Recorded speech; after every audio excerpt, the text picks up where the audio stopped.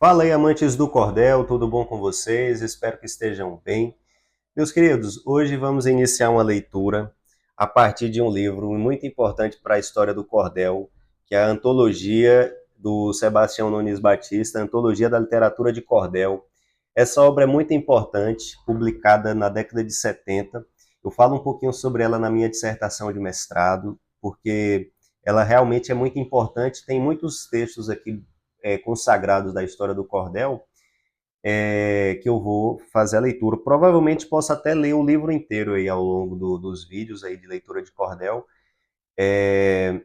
Alguns, evidentemente, trazem muitas marcas do seu tempo, inclusive muitos textos que eu já passei o olho assim, eu percebi muito preconceito de cor, que infelizmente é algo que aconteceu muito nos cordéis do passado, como eu disse, trazendo muitas marcas do seu tempo. Eu posso até fazer uma aula depois, né, sobre esse tema. Tem um trabalho do Clóvis Moura intitulado Preconceito de Cor na Literatura de Cordel. Depois, acho que depois eu posso fazer umas aulas aí sobre alguns temas envolvendo história e cordel, além dessa perspectiva de leitura de cordel. Mas para hoje, sem enrolação, eu quero trazer um texto interessante do João Melquiades Ferreira da Silva, que é A Guerra de Canudos, aqui dessa antologia. E o que é interessante é que o Melquiades, ele não só era poeta, mas ele também combateu na Guerra de Canudos, e é interessante perceber como é que um poeta que lutou na guerra, ele representou o conflito, né, quais eram as perspectivas dele, quais eram os pontos que ele defendia, qual era a visão geral dele, né? Mas antes, te convido aí a se inscrever no canal. Não só se inscreva, mas ative aí o sininho, porque aí quando tiver vídeo novo você vai receber na sua casa. Sem mais delongas, João Melquiades Ferreira da Silva, A Guerra de Canudos. No ano 97, o exército brasileiro achou-se comandado pelo general guerreiro de nome Arthur Oscar contra um chefe cangaceiro. Ergueu-se contra a República o bandido mais cruel, iludindo o grande povo com doutrina infiel. Seu nome era Antônio Vicente Mendes Maciel. Por causa desse bandido ter a mãe assassinada, fugiu de Aracati teve um erro aqui na edição, ou foi um erro de rima, mas vamos lá, né? Por causa deste bandido ter a mãe assassinada, fugiu de Aracati, do Ceará, seu estado, vestiu-se como frade, se conservando barbado. É porque teve uma quebra aqui de rima, você me perdoe aí na leitura. De Alpercatas, um cajado armado de valentia, seu pensamento era o crime, outra coisa não queria. Agradou-se de Canudos, que é sertão da Bahia. Para iludir ao povo ignorante do sertão, inventou fazer milagres, dizia em seu sermão, que virava a égua em leite, convertia em pedras em pão. Criou-se logo em Canudos um batalhão quadrilheiro para exercitar os crimes de um chefe cangaceiro, então lhe deram 3 nomes, de Bom Jesus Conselheiro. Os homens mais perversos de instinto desordeiro, desertor, ladrão de cavalo, criminoso e feiticeiro, vieram engrossar as tropas do fanático conselheiro. Expondo o conselheiro de gente à sua vontade, levantou suas igrejas e construiu uma cidade, se fez governo dela com muita ferocidade. Tomou 20 léguas em roda com as fazendas de gado, matando os fazendeiros, deixando prédios arrasados, e muitos para escapar foram os seus recrutados. Confiado no cangaço e nos crimes que fazia, acabou com os impostos pelo centro da Bahia, dizendo que mais tarde restaurava a monarquia. Foi acabar com os Canudos a primeira expedição do tenente Pires Ferreira, que chegando ao sertão, foi ferido com as praças, voltou sem ganhar ação. Na guarnição da Bahia, o comando do distrito baixou em ordem do dia do telegrama transcrito. Para a nova expedição foi o major Febrônio de Brito. Partiu o Major Febrônio comandando um batalhão de 400 soldados com 2 clubes e munição. Os jagunços do Cambaio cortaram-lhe a direção. Por 8.000 jagunços foi o major atacado. O major para o combate mandou formar um quadrado. Na luta o bravo major ficou muito admirado. Conheceu o Major Febrônio, que a guerra não vencia, morreram 10 soldados de sua infantaria, matou 90 jagunços e voltou para a Bahia. Foi tirado Moreira César com a 7ª de Infantaria, um contingente de engenheiro, um esquadrão de cavalaria, vinha engrossar as tropas da guarnição da Bahia. O governo da Bahia, com histórias traiçoeiras, disse a Moreira César, Canudos é uma asneira. Lá só tem 200 homens e umas velhas rezadeiras. Moreira César, enganado, subiu para o Alto Sertão, com 1.200 homens, 4 peças e munição, marcharam 3 coronéis com esta expedição. Sabendo o conselheiro, notícia por seu espia, que o Moreira César sobre Canudos investia, e estava com 3 léguas, chegava no outro dia. Informado o conselheiro que só vinha uma brigada, retirou logo os piquetes de sua guarda avançada, para derrotar César, lhe confiou a estrada. Avançou Moreira César em aula de batedores, sem encontrar resistência para seus fraqueadores, assim entrou em Canudos em linha de atiradores. Levantou-se o Canudos, qual moribundo assanhado, com grande fuzilaria entrou a morrer soldado, foi logo Moreira César gravemente baleado. Moreira César, afastado na favela, acampou, deu parte aos companheiros do balanço que tomou, e o comando das forças ao Tamarindo entregou. Morreu Moreira César, perdeu-se um homem guerreiro, esmoreceu Tamarindo, seu intento derradeiro, mandou toca retirar com medo do conselheiro. Deu coragem aos jagunços que, ao ouvir tocar a retirada, correram pelas veredas empiquetando a vanguarda, abandonaram os feridos, disparou toda a brigada. No Angico Tamarindo terminou sua partida, foi varado de uma bala, dizendo, pela ferida, dou 4 contos de réis a quem salvar minha vida. Senhor Major Cunha Matos, tome conta da brigada, sustenta o fogo de costas com a mesma retirada e não me deixe morrer às mãos desta jagunçada. Escapa, escapa, soldado, quem tiver perna que corra, quem quiser ficar que fique, quem quiser morrer que morra, e há de nascer 2 vezes quem sair desta gangorra. Artilharia de pesada ficou sem proteção, coitados dos quadrilheiros, dos artilheiros que foram pegados à mão, tomada as bocas de fogo, morta sua guarnição. O capitão Vilarim batalhou como um leão, recebeu muitas feridas, abraçou-se com canhão, morreu assim abraçado com as armas da nação. E o cabo Daniel, com outro seu companheiro, foram presos com as peças à presença do conselheiro, então ficou o Canudos com peça e chefe artilheiro. Os cadáveres dos militares foram todos encoivarados, o coronel Moreira César na coivara foi queimado, o coronel Tamarindo morreu num pau amarrado. Teve um doutor engenheiro que, se vendo perseguido, subiu a uma montanha e lá ficou esquecido, sofrendo de fome e sede, morreu num bosque perdido. Queimadas telegrafou para o Rio de Janeiro, morto Moreira César, vitória do conselheiro, esta notícia assustou todo o exército brasileiro. O senhor ministro da Guerra tratou de telegrafar para todos os comandos do distrito militar que se reunissem os batalhões urgente para embarcar. Então, do norte e do sul, o exército se movia, vindo tudo se ajuntar no estado da Bahia, queimadas era o ponto que as forças se reuniam. O 27º não tendo vapor para embarcar, segue em trem expresso da Paraíba ao Pilar, fez a viagem por terra por ordem de Arthur Oscar. O general Arthur Oscar, nesta operação, ofereceu-se para ir comandar a expedição de acordo com o ministro e o governo da nação. Achando-se no Recife, no largo da capital, o 14º e o 27º formaram linha lateral, fez um pequeno discurso nosso bravo general. Aqui disse o general, os soldados nossa viagem é marchar para o inimigo, dar o passo de coragem, voltar no fim da guerra, gozar da nossa vantagem. O 14º Batalhão na guerra é veterano, nunca recuou o combate no mais arriscado plano, chora sua partida o povo pernambucano. O 27º é o batalhão novo, ainda não deu campanha, é um batalhão garboso, também contar façanha. Quem quer seu nome na história das vitórias que se ganha.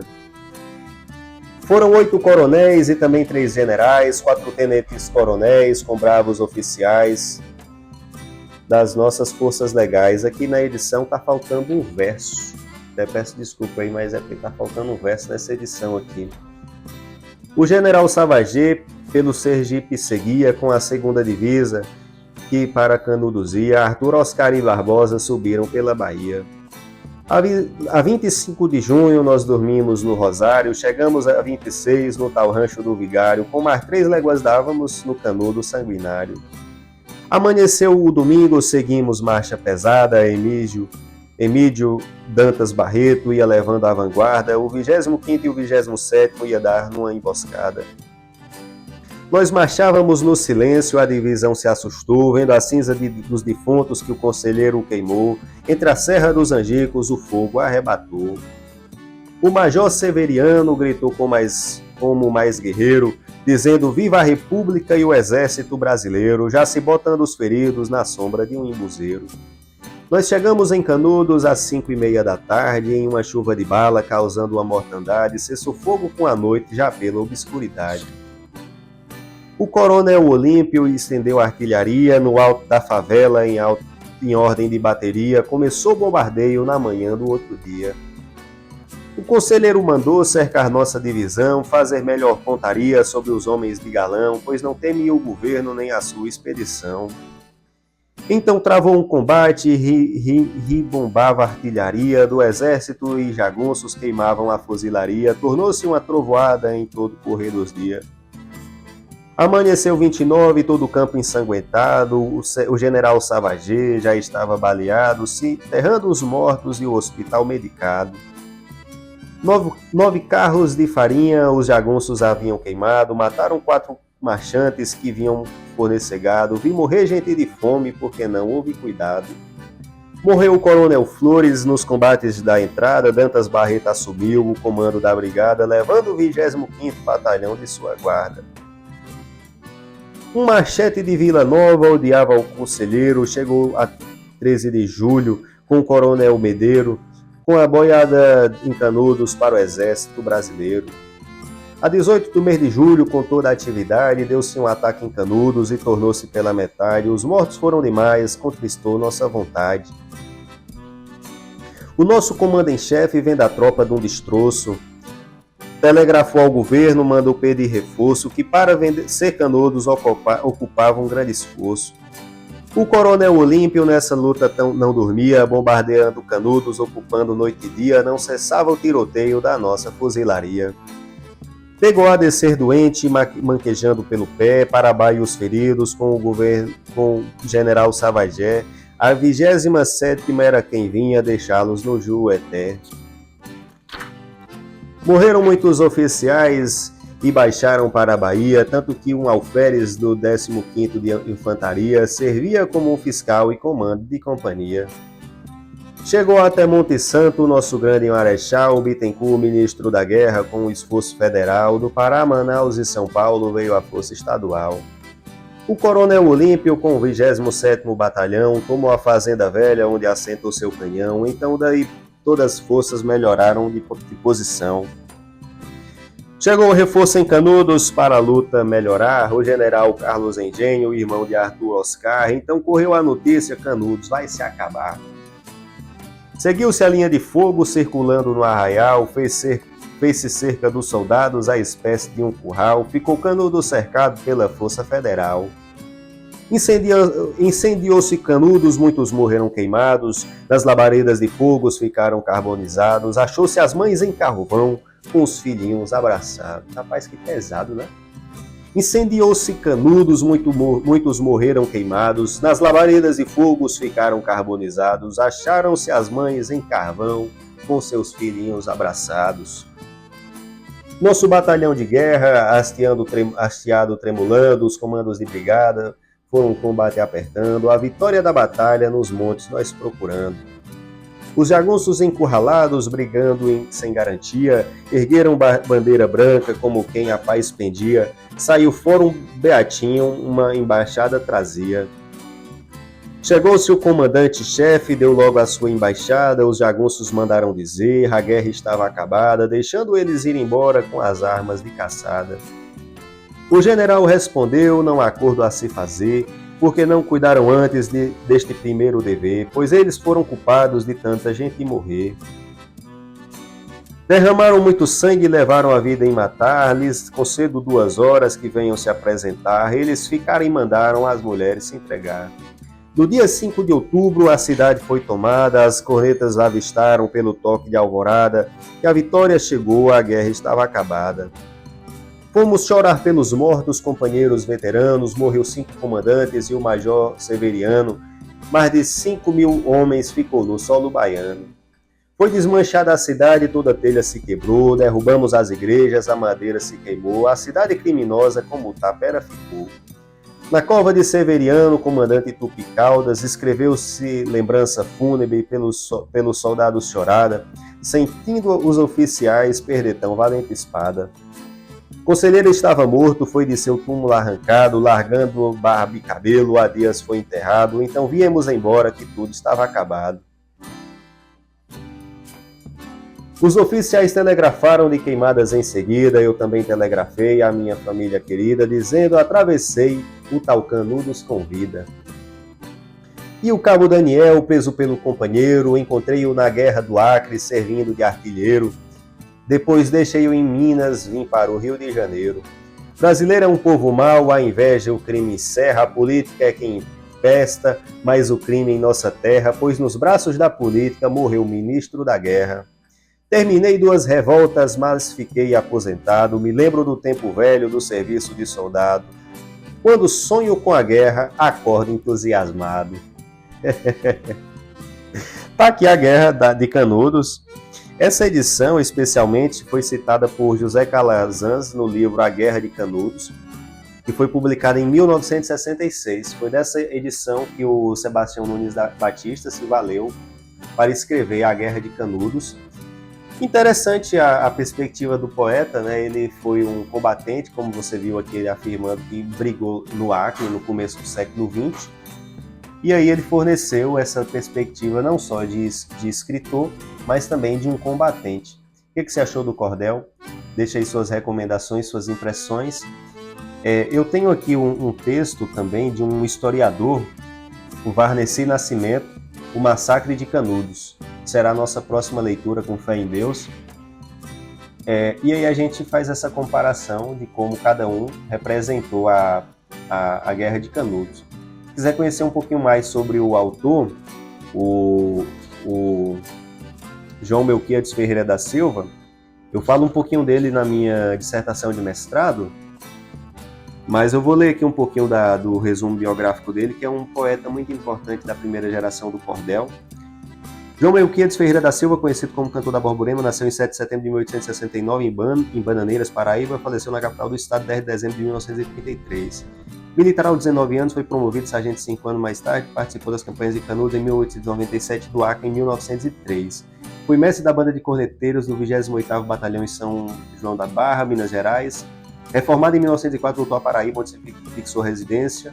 Cantador e poeta popular, percorria todo o Nordeste vendendo folhetos e cantando desafios, autor, entre outros, dos seguintes folhetos, e aqui cita vários folhetos dele, né, mas tem a Besta de 7 Cabeças, inclusive é raro, queria muito encontrar esse folheto, a Besta de 7 Cabeças, viu?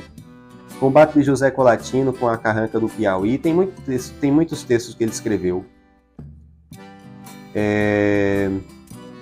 E ele está envolvido com a polêmica história aí do pavão misterioso, né? Eu falo sobre isso lá na minha dissertação de mestrado, depois você procura aí. Abraço, fica com Deus, obrigado por me assistir, até a próxima.